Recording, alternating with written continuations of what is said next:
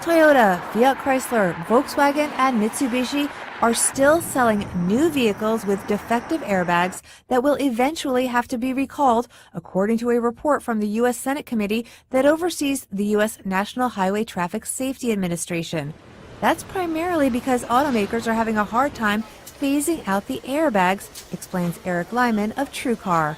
It's not a situation that you can just flip on and off like a light switch. The technology and the planning and the investment and the timing that goes into building an automobile is really unsurpassed in any other manufacturing process. They are suspected in 13 deaths worldwide and more than 100 injuries.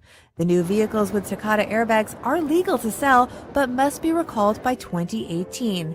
Lyman says Takata sells airbags to many different automakers, and the ripple effect has been staggering.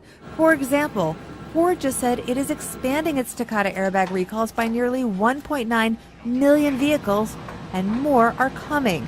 Just last month, Takata agreed to declare another 35 million to 40 million U.S. airbags defective. 8 automakers announced recalls of more than 12 million vehicles as a result.